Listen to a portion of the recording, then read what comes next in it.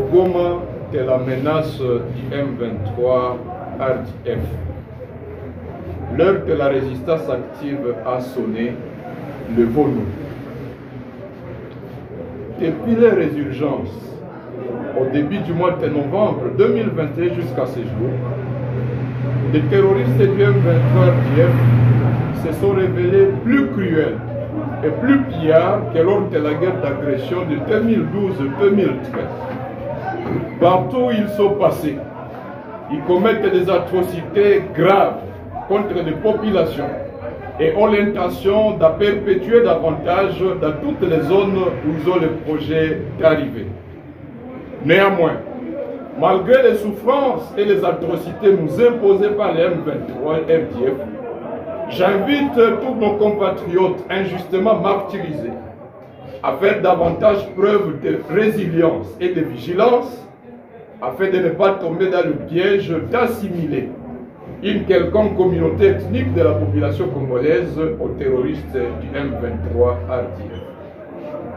À titre illustratif de l'extrême cruauté des terroristes du M23 RDF, nous pouvons rappeler le massacre de triste mémoire ci-après.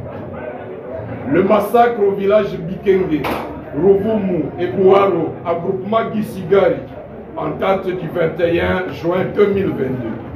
Au moins 12 personnes tuées. Le massacre de Rousseke, en cheval entre les groupements de Gisigari et Boueza, en date du 1er juillet 2022. Au moins 31 personnes tuées. Le massacre de Boambi Bouramazi, à groupement de Tongo, du 21 au 22 novembre 2022. Au moins 10 personnes tuées, dont un vieillard de plus de 71 ans dans le village Boutari. Le massacre des agriculteurs dans les champs de Kazaro, à groupement de Tongo, en décembre dernier. Le massacre de Kishiché, du 29 au 30 novembre 2022, à groupement de Bambou. Au moins 270 personnes massacrées. Le massacre du domaine agricole de Kaumiro, communément appelé Mozambique, du groupement de Bambou, du 25 au 29 novembre 2022. Le massacre de Rousekera, un groupement de Tongo en janvier 2023, dont 7 femmes enterrées vivantes dans une fosse commune et environ 50 hommes portés disparus, emportés dans un camion Fuso, dont certains ont été retrouvés morts sur la route Tongo-Kalengera. Plusieurs cas de meurtres et de kidnapping isolés.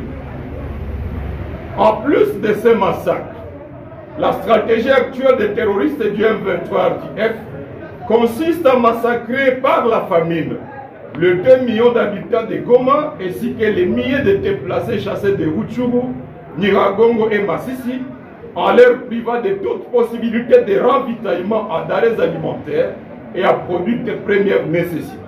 En effet, après avoir bloqué la route Goma-Rutshuru depuis le 29 octobre 2022 à ce jour, les terroristes du M23 RDF viennent de bloquer l'axe Goma-Kichanga-Butemo depuis le 26 janvier 2023.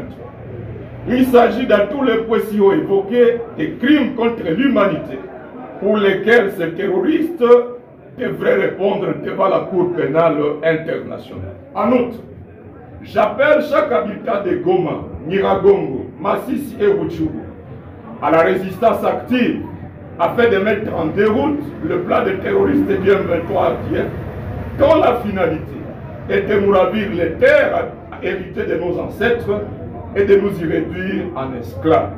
C'est inacceptable. En effet, nous sommes à plus de 5 millions d'habitants. Jusqu'à quand continuerons-nous à courber nos fronts et à nous laisser écraser par quelques centaines de terroristes? Il est temps de nous lever sur pied de l'article 63 de la Constitution de notre pays qui dispose, je cite, « Tout Congolais a le devoir sacré de défendre le pays et son intégrité territoriale face à une menace ou à une agression extérieure. » J'invite également l'ensemble de la population congolaise à la mobilisation générale en appui à la population des provinces du Nord Kivu, Sud Kivu et de l'Ituri, à l'instant de la mobilisation collective ayant mis en échec L'invasion par le Rwanda de la ville de Bukavu en juin 2004, ainsi que l'invasion de Goma à date du 20 novembre 2012. Enfin, comme dit la Bible, avec Dieu nous ferons des exploits et il écrasera nos ennemis.